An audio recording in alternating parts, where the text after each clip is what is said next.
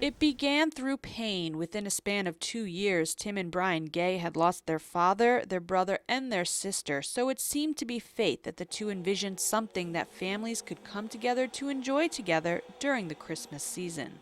After my sister had passed away in Chicago, I was cleaning the house up and preparing it for sale, and I found a pulley system, and as soon as I touched it and picked it up, this vision came to me of a cable over Tim's pond.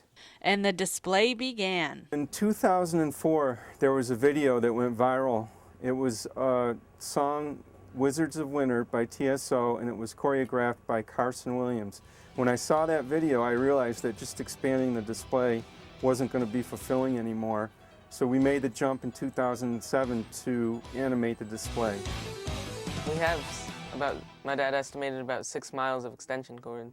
Tons of zip ties or cable ties. We use metal fencing that we lay on the ground and cable tie each strand down. Another thing that you really have to be aware of is how to run the electrical current, because of course you can't have too much current going on any one circuit.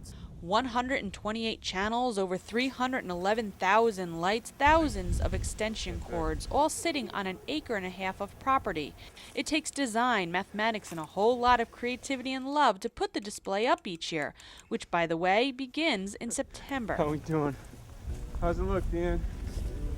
I think we're set. Now, it's the choreography where the creativity is maximized. The animator has a bunch of little squares. You can turn and make it shimmer really fast. So I'm going to do kind of like a fade up, turn on this little chase function here. I'm going to run it between 15 trees.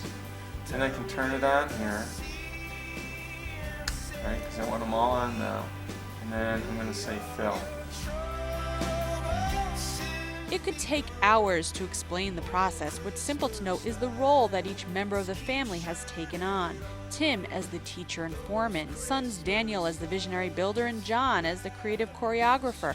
Mom Grace is the cheerleader, and daughter Emily is the voice. My dad writes up a speech every year that I need to say and voice over because he wants to give like the history. We added miscellaneous decorations, including a comment on the south side of the driveway. They and we added our all-time put favorite all of their element. love and heart and effort into it to put up something that they truly feel very attached to, very emotional about, and very strongly about.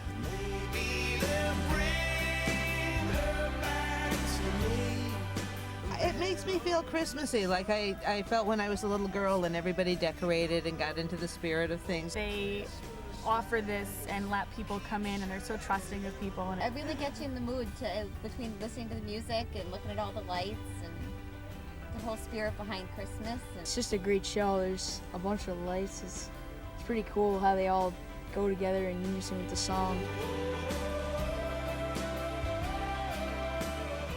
While it's a Christmas display, what's so unique is the use of all genres of music. You see, Tim has a passion for music and every year is inspired by his favorite band, U2.